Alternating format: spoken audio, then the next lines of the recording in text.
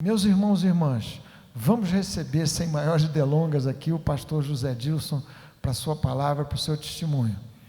Pastor José Dilson, eu acho que vocês têm se dado conta disso, mas talvez nem todo mundo. A gente tem tido o privilégio, a oportunidade de conviver com um desses heróis da fé, que mais adiante, na história da igreja brasileira, vai ter a sua biografia registrada com letras assim garrafais e douradas. É mais ou menos como Paulo, se referindo a um amigo querido chamado Epafrodito, disse: recebei-o com toda alegria no Senhor e honrai sempre a homens como esse, porque por causa da obra de Cristo quase perderam a vida e não consideraram a vida preciosa para si mesmos. José Dilson, sua família, é gente desse tipo, desse naipe, desse calibre. Que Deus conceda a graça de um ministério ainda mais multiplicado para o louvor da glória do nosso Senhor, do seu Senhor. Que Deus te abençoe, meu querido.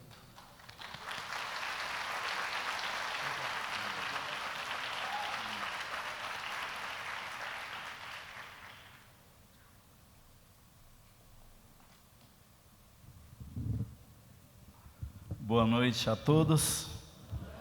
Eu também vos saúdo com a graça e a paz do nosso Senhor Jesus Cristo. Quero dizer que é uma alegria imensa estar aqui nesta noite. Agradeço imensamente ao conselho desta igreja, ao reverendo Theo, por esta oportunidade de poder lançar nesta noite o livro O Prisioneiro. E eu quero também aproveitar para parabenizar a Igreja Betânia pelos os seus 50 anos de existência e louvar ao Senhor pela família do reverendo Antônio Elias, que deu início a esse trabalho e com muita luta pôde chegar até o dia de hoje. A gente pode celebrar hoje com muita alegria, uma igreja maravilhosa, e muitas pessoas passaram por esta igreja, mas a gente não tem nem ideia o tanto de oração, de joelhos dobrados, de lutas, para que chegássemos até o dia de hoje. Eu creio que essa nova geração de pastores, esse novo conselho, está escrevendo também uma nova história para esta igreja, e que o Senhor se agrade em abençoar os sonhos do coração do pastor Theo, de todos esses pastores amados, de todo o conselho desta igreja, e em nome de Jesus, vai avançar por muitos e muitos anos até a vinda do nosso Senhor Jesus Cristo. Amém? Nós estávamos ali na África, celebrando por muitas coisas. Nós estávamos agradecidos a Deus, porque em Guiné-Bissau nós havíamos plantado a igreja presbiteriana Betânia. Para quem não sabe, tem uma igreja presbiteriana Betânia lá na Guiné-Bissau. E esta igreja já produziu muitas outras igrejas, muitas outras filhas. E a Betânia estava crescendo e multiplicando ali naquela nação. E nós já tínhamos um seminário, tínhamos uma rádio FM e 3 escolas, inclusive a escola Liane Reis de Oliveira, que ela foi lá visitar, e tantas outras coisas, centros nutricionais. O trabalho de Deus estava avançando, e a coisa melhor de tudo é que Deus estava levantando os nacionais, e eles estavam liderando aquele trabalho, um trabalho maravilhoso, e nós só tínhamos a celebrar em Guiné-Bissau. Nos movemos para o Senegal, e quando chegamos ali no Senegal, agora com muito desejo, um projeto de plantação de igreja numa nação com 13,5 milhões de habitantes, e com 94% de muçulmanos, apenas 0,2% de evangélicos, 4,7% de católicos, e mais um grupo de animistas que fechava a total população daquela nação. 0,2% de evangélicos era muito pouco. Um grupo de pessoas se sentindo acuadas, sem muita liberdade, com presença de alguns grupos radicais ali dentro daquela nação, e nós chegamos ali, depois de muitas vitórias em Guiné-Bissau, nós estávamos agora também celebrando vitórias ali no Senegal. Deus estava mandando almas, várias pessoas em vários lugares dizendo: eu quero Jesus, eu aceito este plano de salvação, eu quero receber o batismo. E a igreja do Senhor começou a ser plantada, e nós só tínhamos a celebrar. E um dia eu estava andando, não fiquem bravos comigo se você ouvir testemunhos repetidos, tá bom? Tem pessoas que não ouviu ainda. Eu espero que o Espírito de Deus possa usar esses testemunhos para a edificação da sua fé e poder te falar nesta noite que assim como Ele fez em nós e através de nós, Ele pode fazer também na sua vida, no seu ministério, porque dos servos do Senhor nós somos os menores. E se Ele fez em nós, Ele também há de fazer na sua vida e no seu ministério. Então nós estávamos ali, eu andando nas ruas de Dakar, a capital do Senegal, o sol escaldante, a sensação térmica enorme, e eu estava muito suado, a temperatura é muito úmida naquela parte, perto do deserto do Saara, e enquanto eu andava eu vi uma figurinha trêmula pelo raio do sol incidindo nela, e bem magrinha, vindo em minha direção, e ela foi ganhando volume, até que ela chegou perto de mim, estendeu a sua mãozinha, ela tinha uma lata de massa de tomate de 5 quilos debaixo do braço, vazia, a qual ela esperava encher de arroz e açúcar, e ela ainda tinha que levar uma quantidade de dinheiro para o seu líder que havia colocado ela na rua para mendigar. E ela estendeu a sua mãozinha e disse: que a paz de Alá seja com você. Ela estava tentando me comover para que eu desse uma esmola para ela poder completar a quantidade de dinheiro que ela tinha que levar para o seu líder.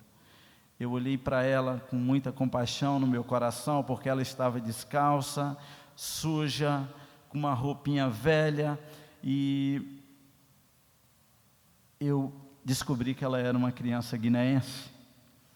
E eu disse: Aboy de Nundi que a boba sai nele. Isso é crioulo. E ele baixou a cabecinha e lágrimas rolaram dos seus olhinhos. E eu arrisquei na língua do coração dele: Ontayata, Ontosudumar. Isso é fula. E ele abriu um sorriso e falou: Minhata togabu sara, suduam kogabu sara. Eu saí de Gabu.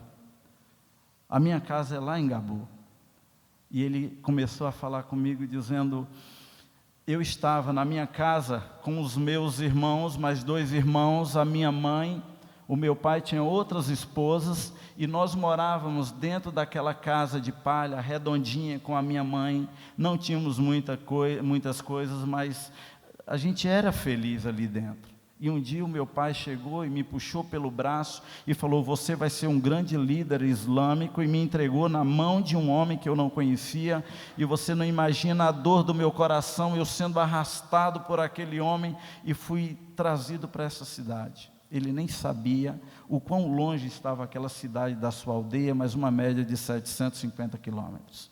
E ele falava isso e falou mais da mãe dele, dos irmãos. Ele não falava muito do pai, as lágrimas rolavam pelos seus olhos. E quando eu olhei em volta, tinha vários outros garotos, todos com a sua latinha, e cada um queria contar a sua história. E naquela hora, com muita compaixão no meu coração, eu pensei: eu preciso fazer alguma coisa por essas crianças. E nós começamos a orar na nossa casa. Marli e eu oramos, e um dia Deus falou ao nosso coração, porque nós havíamos começado a dar leite com chocolate, pão com manteiga para essas crianças que haviam nas ruas, e Deus falou: não é só isso que eu quero que vocês façam, eu quero que vocês façam projetos para tirar essas crianças das ruas, porque eu tenho ouvido o clamor desses pequeninos, e vocês serão parte daqueles que hão de redimi-las. E eu comecei a fazer o projeto, comecei a pesquisar, tinha site falando de 400.000 crianças nas ruas e outras mais, e nós começamos agora a bater em diversas portas, querendo saber de que forma a gente poderia ser mais efetivos na vida dessas crianças, e chegou um momento em que fomos na Unicef, na World Vision, no Save Children e diversas embaixadas, e todos diziam: a gente não pode fazer nada. Ninguém queria colocar a cabeça ou a cara a tapa diante daquelas organizações que escravizavam aquelas crianças nas ruas, ou daqueles líderes religiosos. Mas agora eu já estava dentro daquilo que Deus havia me desafiado, e nós iríamos fazer qualquer coisa para poder tirar aquelas crianças das ruas, sem importar com o que pudesse acontecer conosco. E depois, na embaixada de Guiné-Bissau, o embaixador olhou para mim e disse: a maioria delas vem das ruas do Senegal, vem de Guiné-Bissau, a maioria dessas crianças que se encontram aqui nas ruas do Senegal. A gente não pode fazer nada, conta com o nosso apoio burocrático, se for possível. O cônsul daquela embaixada me levou até o seu gabinete e disse: eu quero te apresentar um empresário que pode te vender terreno. Se você quer tirar essas crianças das ruas, você precisa de um lugar espaçoso. E ele me apresentou um empresário, e aquele empresário me mostrou vários terrenos. Eu gostei de um terreno em especial, porque aquele terreno tem 48 mil metros quadrados, e eu pensei: lá eu faço um campo de futebol, ali eu faço a casa dos meninos, lá a nossa casa, ali eu faço uma piscina, ali eu faço uma caixa d'água, lá eu planto, faço um pomar e construo uma granja ali. Falei: tem um espaço ideal, eu quero esse terreno. O terreno era vazio, não tinha verde, totalmente deserto. E na terceira visita daquele terreno, a Marli já tinha ido comigo, eu fui com o meu líder, e aquele homem olhou para mim e falou: já é a terceira vez que você está visitando esse terreno, você o quer ou não? Eu disse: sim, eu quero, ele corresponde às minhas expectativas para aquilo que eu quero construir aqui. Ele falou: então, quando você vai vir pagar o terreno? O que acontece, irmãos, é que muitas vezes em missões a gente faz a obra missionária pela fé, e às vezes empurrando com a barriga. Não tem dinheiro, mas não pode parar, a gente tem que continuar fazendo. E havia sido assim em Guiné-Bissau. Tudo isso que você ouviu, que a gente fez lá, escolas, igrejas, clínicas de nutrição infantil, seminários, rádios. Você pode imaginar missionário comprando rádios? E a gente estava fazendo, e o Senhor provendo, o Senhor fez milagres diversos. Você encontra partes desses milagres da Guiné-Bissau neste livro, Lágrimas e Milagres. Se você ainda não o tem, eu encorajo você a comprar, e você vai ter histórias maravilhosas aqui para contar para os seus netos e bisnetos. E se você quiser também, para evangelizar outras pessoas e eles poderem conhecer o poder de Deus, o que Deus estava fazendo ali. E quando nós estávamos fazendo tudo aquilo, Deus estava provendo, mas eu já estava um pouco cansado e afatigado de fazer a obra do Senhor, sempre assim aos empurrões. E quando chegou aquela hora, aquele homem me pergunta: quando você vai vir pagar o terreno? Eu teria que dar uma resposta para ele, uma data, e eu olhei para aquele homem e falei: daqui a 8 dias eu volto para pagar este terreno. O meu líder, que estava comigo e conhecia minha condição econômica, ele olhou para mim pensando: de onde que ele vai sair com esse dinheiro? Ele conhecia o meu estado. No 6º dia, o meu líder me ligou bem cedo e falou: José Adilson, você já tem o dinheiro para pagar o terreno do homem? Eu falei: não tenho não. Você escreveu para alguém e alguém prometeu que vai dar esse dinheiro para pagar o terreno? Eu falei: também não escrevi para ninguém. Ele falou: você tem ideia de onde você vai sair com esse dinheiro para pagar o terreno? Eu falei: também eu não tenho nem ideia de onde eu vou sair com esse dinheiro. Ele falou: em meia hora eu estou passando na sua casa, e nós vamos lá na casa desse homem, a 80 quilômetros, para você devolver esse terreno para esse homem. Eu pedi um prazo maior, porque senão vai ficar mal para a nossa organização. A gente está sempre pensando nas estruturas, nas organizações, no bom nome das organizações, não é? Não tem nada de mal nisso não. Eu falei para ele: passa aqui então que nós vamos. Mas eu pensei: pedir prazo maior, eu não vou pedir. Eu vou devolver esse terreno para esse homem, porque se Deus ouviu o clamor dessas crianças que vivem nas ruas, sofrendo todo tipo de violência e abusos e desrespeitos, Se ele ouviu, então ele há de fazer alguma coisa, senão eu não vou conviver nesta cidade com esse tipo de coisa, eu vou me embora, eu vou sair daqui. E eu pensei, chegando lá eu devolvo o terreno, volto, pego as minhas malas e vou me embora para Porto Seguro, que é a minha cidade. Vou vender queijo assado lá nas praias de Porto Seguro, mas missões nunca mais, eu não quero nunca mais mexer com isso. Minha esposa, para quem não sabe, é lá de Nova Petrópolis, perto de Gramado, mas eu ainda estava optando por viver em Porto Seguro, que é a minha cidade. E quando chegamos na casa daquele empresário, um homem muito rico, com aqueles sofás de couro enegrecidos, aqueles quadros enormes nas paredes de uma sala enorme, e tinha outras pessoas visitando, ele serviu refrigerantes para todos, e nós ficamos ali. De vez em quando meu líder olhava para mim e me dava um sinal para eu começar a conversa. E era muito difícil para mim jogar tudo por alto ali naquela hora, e Deus sabia do meu coração. Nós estávamos ali celebrando um novo recomeço de uma obra missionária numa nação muçulmana com 94% de muçulmanos. E de repente o meu celular tocou, eu saí daquela sala. Quando eu cheguei do lado de fora, numa área, era um amigo meu que eu já não o via há 2 anos, e ele disse: José Dilson, que horas são aí? Eu disse 11h30, e aí? Ele falou 4h30 da manhã. Ele falou: José Dilson, eu estava saindo do meu quarto, descendo a minha escada para ir para a minha cozinha, para tomar um medicamento, porque eu estava com dores horríveis em meus rins, e aqui no meio da minha escada o Senhor me parou e me falou claramente: eu estou te curando das tuas dores dos teus rins. Pega o telefone agora, chama José Dilson e diz que você vai mandar o dinheiro para pagar o terreno. Fala glória a Deus. Presbiterianos têm que aprender a falar glória a Deus. Você sabe que nós somos os portadores dos 5 solas, e um dos solas é sola Deo glória. Amém? A gente não tira a glória de Deus e nem acrescenta a glória dele, mas Deus, ele gosta que a gente fala glória a Deus. A história diz que ele até matou um rei porque não deu glórias a ele. Tá bom? Mas se você também não se sente à vontade de falar glória a Deus também, Deus te ama do mesmo jeito. Aí, irmãos, quando ele falou isso comigo no telefone, Deus falou que é para mandar o dinheiro para você pagar o terreno. Que terreno é esse? O que está acontecendo? Eu falei: Steve, eu estou numa sala de um empresário para devolver um terreno que seria abrigo para crianças que vivem nas ruas. Ele falou: agora não vai devolver mais não, porque Deus falou no meu coração que é para mandar $12 mil para você pagar o terreno. Qual é o valor do terreno? Eu falei: exatamente $12 mil. Amém? Glória a Deus. O Steve, ele é bem pentecostal, e ele desatou a falar em línguas lá na escada da casa dele no telefone, e eu, como bom presbiteriano, fiquei ali, esperando ele terminar. E quando o Steve terminou de orar em línguas, ele falou: você ainda está aí? Eu falei: sim, Steve, estou aqui.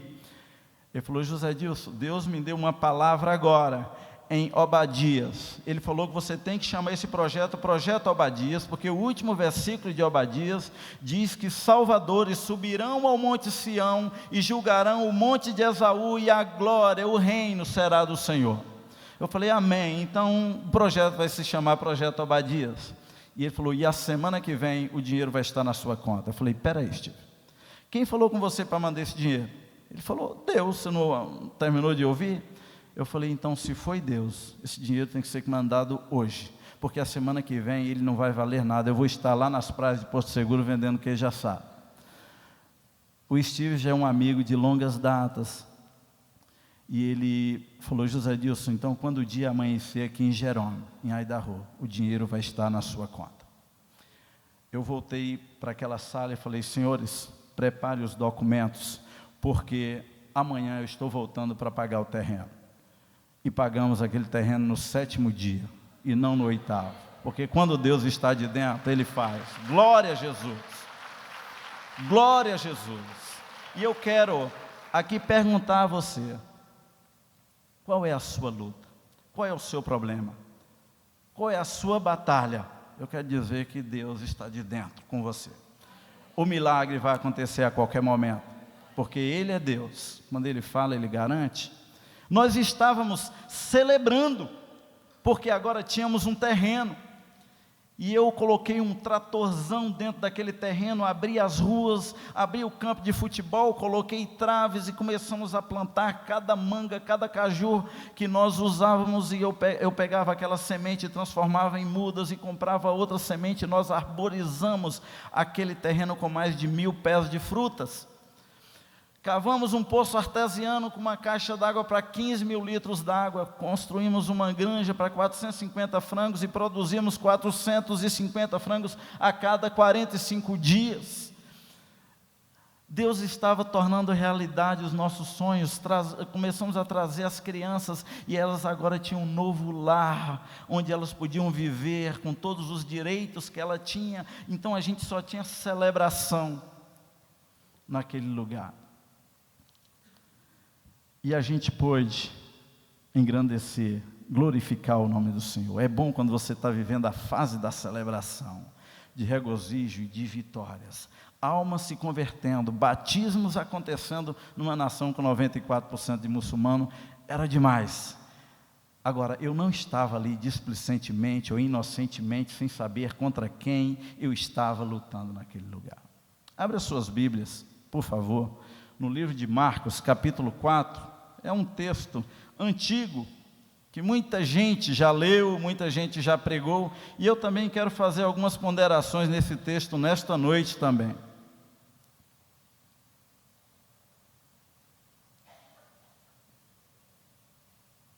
Amém?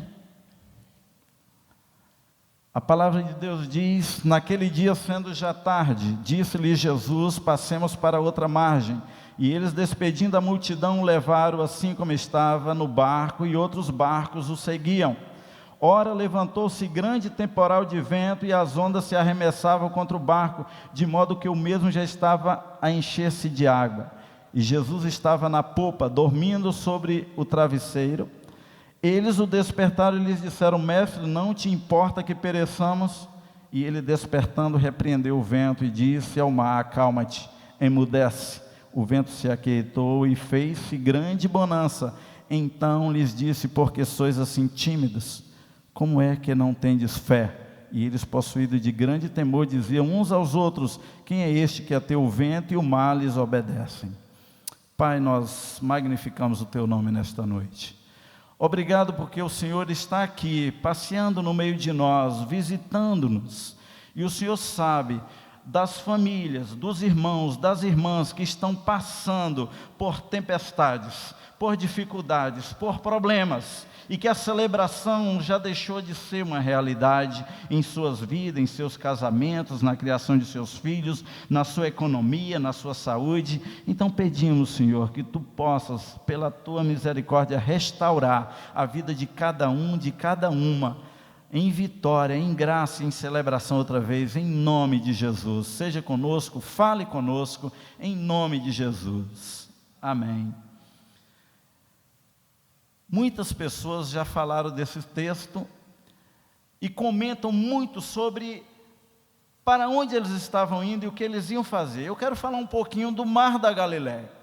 O Mar da Galileia era um local onde Jesus desenvolveu a maioria dos acontecimentos do seu ministério.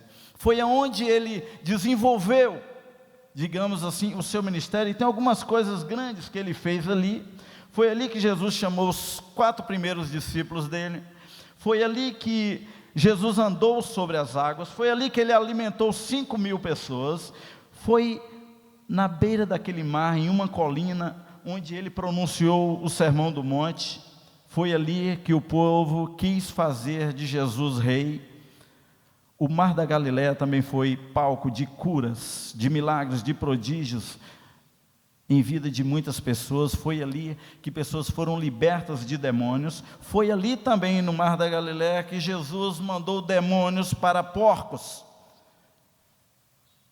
E dentre tantos eventos, foi ali também que Jesus acalmou aquela tempestade dentro do mar. Os discípulos eram conhecedores daquele mar. Eles pescavam ali, eles trabalhavam, a maioria deles trabalhavam ali. E agora eles estavam indo com Jesus, fazendo uma travessia, segundo os estudiosos, de 18 quilômetros. Terminando de atravessar o Mar da Galileia, ou o Lago de Genezaré, eles ainda caminhariam 8 quilômetros até o destino final, que seria aqueles endemoniados. E no meio daquele mar, onde os discípulos bem conheciam, um lago com 21 quilômetros de comprimento, 12 de largura. As águas daquele mar eram formadas pela neve que derretia nos montes Hermons e afluíam para ali, eram águas doces, um mar de água doce, um dos grandes mares de água doce do planeta. Os discípulos conheciam de tal maneira, eles sabiam que, pelo fato da temperatura cair no planalto, e ali na depressão daquele mar, a temperatura continuar alta, havia um choque térmico, então tempestades imensas aconteciam ali, e os discípulos eram conhecedores disso, eles não estavam entrando no mar como alguém que não sabia de nada. E Jesus Cristo chamou eles para entrar no mar justamente quando estava escurecendo e a noite aproximando, onde normalmente aconteciam as tempestades. E Jesus Cristo, convidando eles, disse: venham comigo. E mais um monte de barquinhos atrás. Eles estavam num processo celebrativo, todo mundo celebrando, inclusive Pedro, que tinha visto um milagre acontecendo na sua casa. A sogra de Pedro havia sido curada. E eles já tinham visto vários milagres e prodígios, e para eles não tinha problema nenhum. Eles não entrariam sozinhos ali naquele mar, naquele horário, mas agora tinha dentro do barco o mestre, tinha Jesus Cristo. Eu quero convidar vocês a entrar nesse barco também com Jesus. E ali no meio daquele mar, atravessando, com toda a celebração, o vento começa a soprar, o mar começa a se revoltar, e de repente eles começam a sentir o perigo e começam a perceber que eles vão afundar e vai acabar toda a celebração. E todo ato celebrativo passa agora a ser ato de choro, de lágrimas, passa a ser ato de tempestade. Quando a gente tem Jesus no barco, é possível celebrar, é possível se alegrar. Você sabe que durante todo o Antigo Testamento, Deus havia se revelado ao ser humano, do jeito que hoje a gente quer, do jeito que hoje várias igrejas, vários irmãos buscam. Deus havia se manifestado com fogo, com tremor de terra, com relâmpagos, com trovões, com fumaças, com prodígios, com maravilhas, através de anjos. Quem não gosta de ver e ouvir falar do quarto anjo na fornalha, andando com Sadraque, Mesaque e Abdenego? Quem não gosta de ouvir falar de Elias, ouvindo aquele murmúrio, aquele som suave, aquele sussurro da voz de Deus? E Deus se manifestava de todo jeito, e era a maneira que os nossos irmãos e irmãs no Antigo Testamento tinham para ter um contato com Deus. Era nuvem, era fogo, era voz audível de Deus. Só que agora dentro do barco, eles tinham o Deus em pessoa, não mais fogo, não mais tremor de terra, era um Deus tocável, palpável, que estava ali com eles. Então, eles jamais imaginariam que, tendo Deus dentro do barco, dentro do seu meio de transporte, eles iriam passar por situações difíceis e horríveis. Irmãos, eu quero que a gente coloque atenção que Jesus não prometeu para ninguém que ele dentro do barco não haveria tempestade. Jesus, ele prometeu simplesmente que ele estaria presente no barco.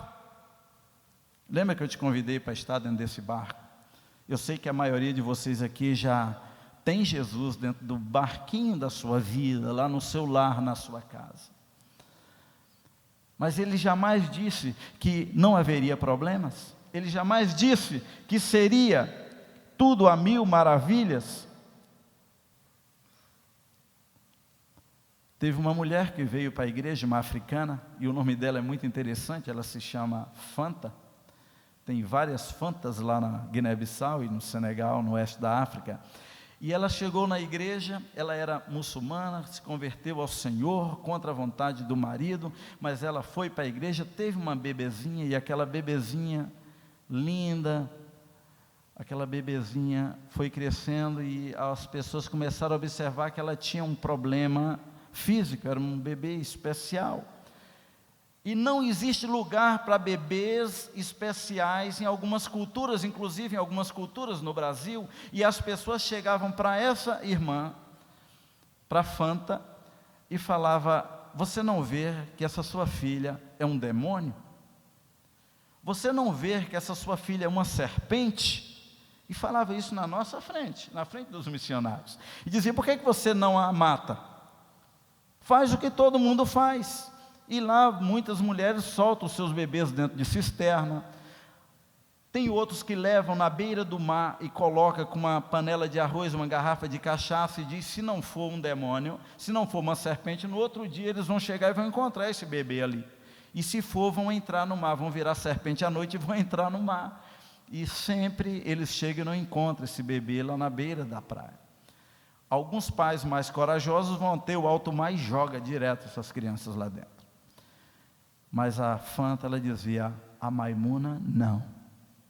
Eu sou de Jesus agora, eu já não faço mais infanticídio, eu não pratico mais isso. E ela tinha a Maimuna. A vida da Fanta estava em uma tempestade. Jesus estava dentro do barquinho da vida dela, mas ela estava em uma tempestade. É possível, meu irmão, minha irmã, que você nesta noite esteja assim, com Jesus na sua vida, mas dentro de uma tempestade. Pode ser que seja uma tempestade no ministério, na sua vida econômica, no seu casamento, na criação dos seus filhos. Os filhos, a gente ensina a eles o temor do Senhor e cria eles aqui na igreja.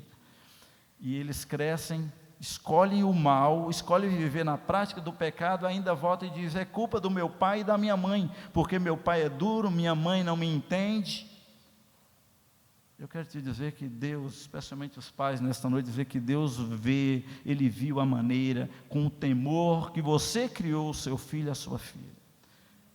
Depois que ele saiu do seu teto, ele está escolhendo, eu digo saiu do seu teto no sentido de idade, ele está escolhendo, ela está escolhendo o mal, Deus continua te honrando, Deus sabe o que você fez pelo seu filho e sua filha.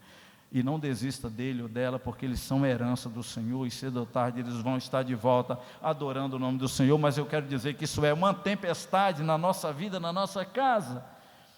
Pode ser que você está passando uma tempestade no seu casamento, e você sabe que Jesus está bem ali do lado. A palavra de Deus diz que o guarda de Israel não dormitará jamais, ele não dorme. Ele continua velando pelo seu povo. Jesus, como homem, ele estava ali num tempo de descanso, era normal. Embora ele estava num sono fisicamente, o seu coração estava em alerta para tudo o que estava acontecendo, porque ele é Deus. E você pode estar passando por esse sofrimento todo, e a Fanta estava ali com a Maimuna, 5 anos dentro da igreja. No 5º ano, um dia a Maimuna levanta e começa a andar dentro da igreja e começa a falar. Ela não falava até os 5 anos de idade. E foi uma alegria, um regozijo para todos nós, porque Deus finalmente respondeu a oração da Fanta, e Deus curou a Maimuna completamente. Deus apagou aquela tempestade na vida da Fanta. E os seus vizinhos glorificavam a Deus, o seu esposo glorificava a Deus, porque a Maimuna agora andava e falava.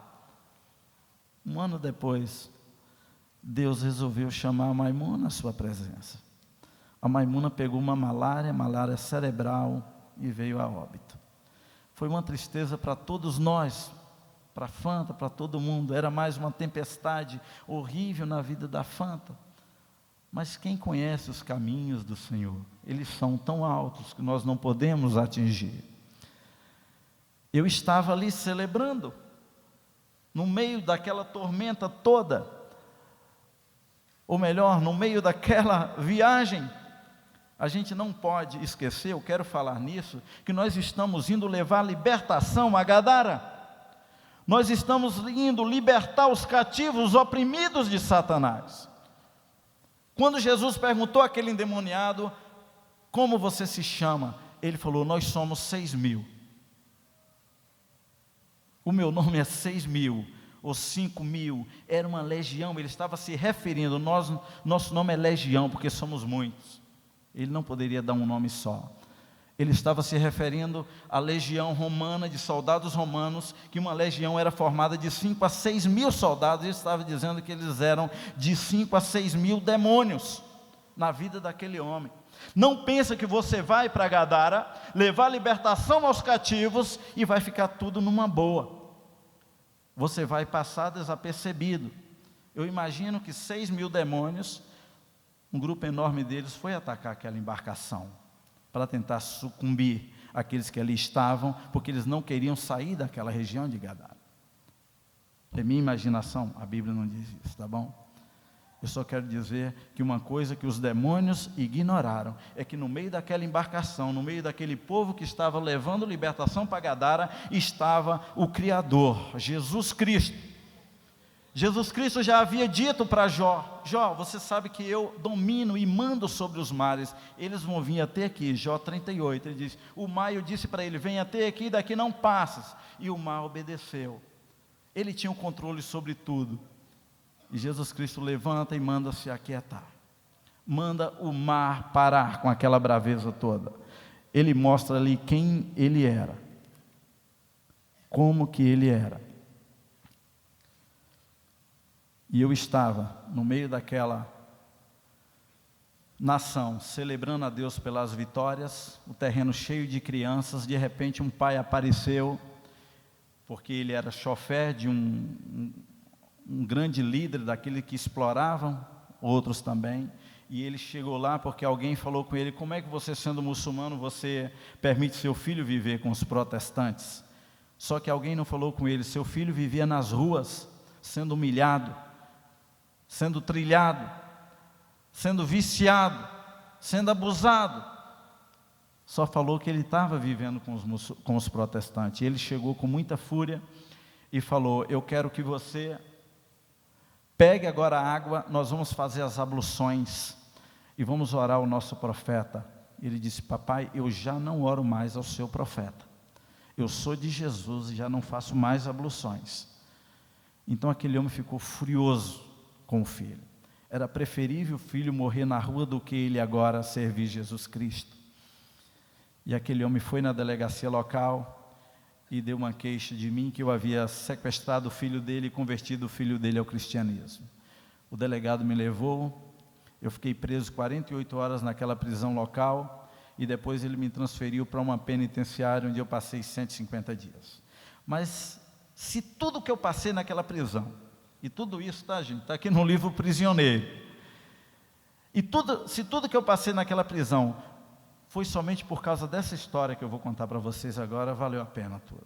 Hoje eu recebi, dona Liane, uma notícia, hoje não, ontem, do Mustafa, aquele menino que havia sido perseguido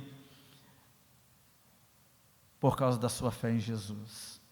O pai dele eu fui preso, e o pai dele tirou ele lá de dentro, levou para a casa dele, lá convidou os parentes e bateram muito no Mustafa, espancaram ele ao ponto dele, depois ele escapou e ele se apresentou aos nossos missionários com a cara toda marcada, supercílio quebrado, o osso do rosto quebrado, dentes, todo machucado, e um dos nossos missionários levou ele e entregou de volta para a polícia, dizendo: a gente não quer problema, a gente não quer problema com a nossa estrutura, a nossa organização.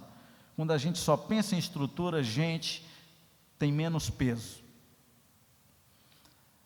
Aí o Mustafa foi levado de volta, então foi outra vez, segundo ele conta, massacrado por aquele povo, e foi dado até veneno para ele, forçado a beber. O Senhor operou milagres e ele ficou bem. Depois o Mustafa começou a bater em diversas portas de igrejas, e vários irmãos diziam: olha, é melhor você sair daqui, a gente não quer problema com a justiça, a gente não quer problema com o governo, a gente não quer problema com muçulmanos, então vá embora. E o Mustafa rodava o país em busca de uma igreja que pudesse aceitá-lo.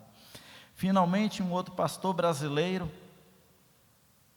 sem juízo, sem pensar na estrutura, falou: aqui é o seu lugar, você vai ficar aqui, nós vamos cuidar de você. E o Mustafa começou a trabalhar na igreja, limpando o banheiro, fazendo todo o trabalho, e disse que a igreja mudou de cara, mudou de espiritualidade, mudou completamente por causa da vida e a presença do Mustafa lá dentro. E essa mulher me escreve ontem dizendo: o seu menino pediu para ser batizado. Nós o batizamos esse fim de semana. Eu glorifiquei tanto a Deus, porque é motivo de celebração. São tantas boas notícias que eu tenho daqueles meninos, que nem o tempo, nem a violência, nada tem conseguido tirar Jesus do coração deles. Mas eu quero te dizer, irmãos e irmãs, que eu estava ali sendo afligido. Agora era a minha tempestade, Jesus estava de dentro, eu estava fazendo a coisa certa, eu estava dentro do barco juntamente com Jesus, mas uma tempestade enorme me assolava, e eu fui levado para aquela penitenciária.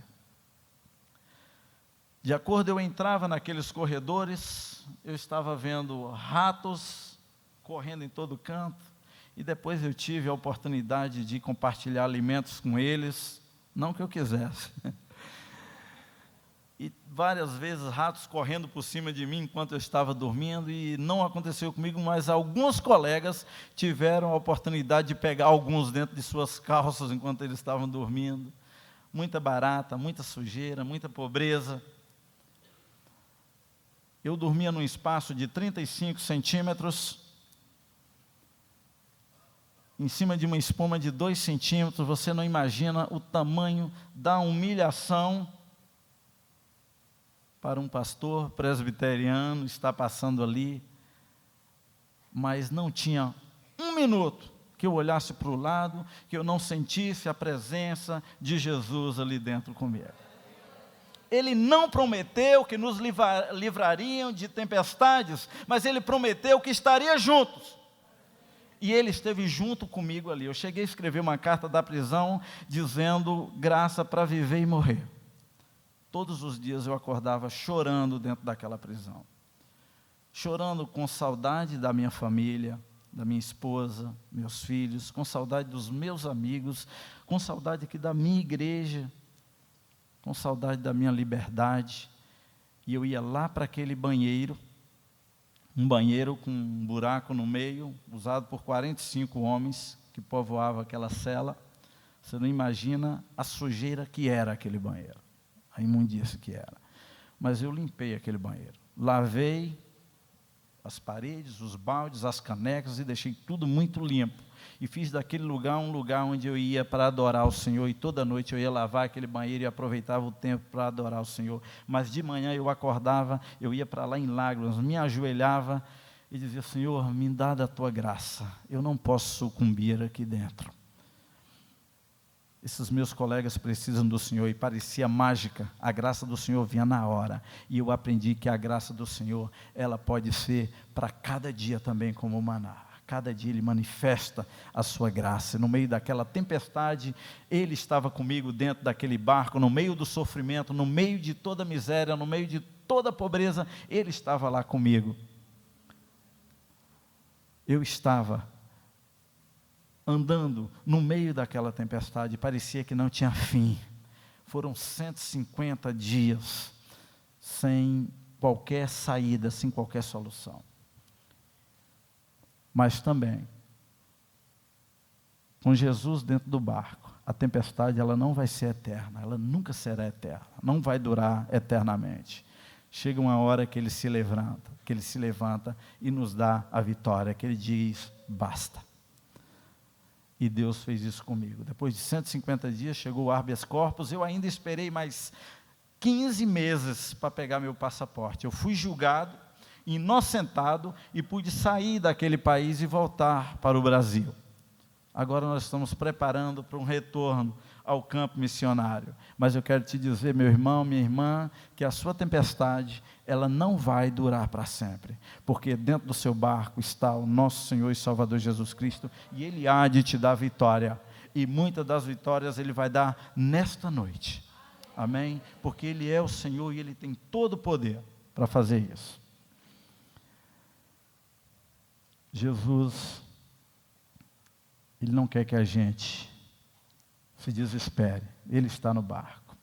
Em 1 Pedro 5,9 diz: resisti-lhes firme na fé, certo de que sofrimento iguais aos vossos estão se cumprindo na vossa irmandade espalhada pelo mundo. Pela graça de Deus, no Brasil, a nossa igreja é ensinada e treinada a viver em abundância e em conforto. A maioria dos nossos irmãos na África, no Médio Oriente, em alguns países da Ásia, têm sido treinados a colocar o pescoço na cepa, a entregarem suas vidas, a sofrerem por causa desse evangelho. Por isso que eu digo que nesta noite o seu mal vai cessar, porque nós murmuramos e reclamamos sem nem sequer passarmos por verdadeiros sofrimentos. Mas Deus está aqui. O Senhor e Criador, Ele está conosco nesta noite. Jesus está aqui e tem as rédeas da tua vida, do teu barco em suas mãos. Nossas crises, nossas adversidades devem ser transformadas em oportunidade. Você deve viver preparado para as tempestades. No meio das tempestades, faça como os discípulos. Clame por Jesus, porque Ele está ali para resolver. Não corra para nenhum outro lugar, corra para Jesus, porque Ele tem a solução para você. Adore Ele, porque Ele vai trazer a libertação. Você tem embarcado com Cristo? Você tem certeza que Jesus está na embarcação da sua vida, no seu lar, no seu casamento, na criação dos seus filhos, na sua economia, aonde a tempestade se faz mais terrível na sua vida?